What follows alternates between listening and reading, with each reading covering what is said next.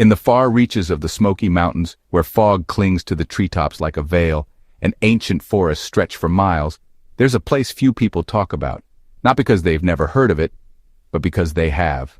They've heard the whispers, the warnings, the ones that say, "Don't go too far past Greenbrier, or you might not come back." Our story begins in late October, deep in the heart of Tennessee. The fall air was crisp, the leaves aflame in hues of orange and red, and two longtime friends, Josh Hargrove and Dillon Marks, decided to spend a weekend hiking the Smoky Mountains near Greenbrier, a lesser-known area of the park favored by locals. Josh and Dillon were experienced hikers. This wasn't a casual walk in the woods. They knew what they were doing. They had all the right gear, backup plans, and a trail mapped out. They told friends they were aiming for a ridge called Wildcat Bluff, then planned to circle back through Porter's Creek. It was a path they'd taken before, scenic, quiet, off the beaten trail, but not dangerous. At least not on paper. When the weekend came and went with no word from either man, concern began to spread. Josh's sister, who usually got a text from him after every hike, called the park office. Dillon's co-workers noticed he hadn't shown up for his Monday shift. That's when a full-scale search was launched, first by rangers, then volunteers. The only things they found? Their gear scattered around a quiet campsite, untouched, their sleeping bags still unrolled, a small fire pit with embers still faintly warm, Dillon's favorite thermos, sitting upright, half full, no signs of a struggle, no blood, no tracks except for the ones leading into the campsite. It was like they had stood up and vanished. One of the first people to raise alarm about the situation was a volunteer named Red Johnson, a retired Army tracker. Red went off trail near a dense patch of rhododendrons to check a game trail and came back pale as a ghost. He said he saw something tall, well over 7 feet, watching him from the tree line. At first he thought it was a tree, then it moved. He described it as pale-skinned, with long arms and black recessed eyes. It didn't growl or run, it just stood there, watching. When he tried to get closer, it was gone in a blink. Red was rattled. He told one of the rangers what he saw, but the man brushed it off. "Probably just a bear," the ranger said, but Red swore it wasn't.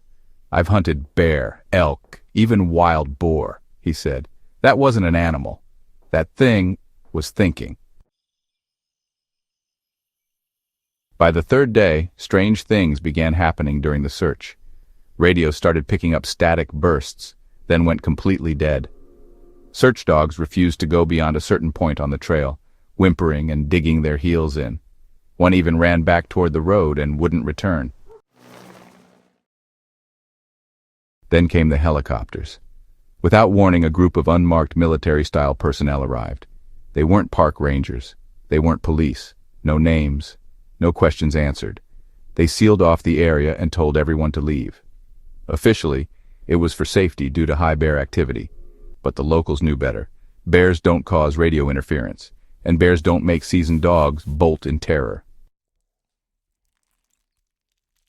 What happened next only fueled the mystery.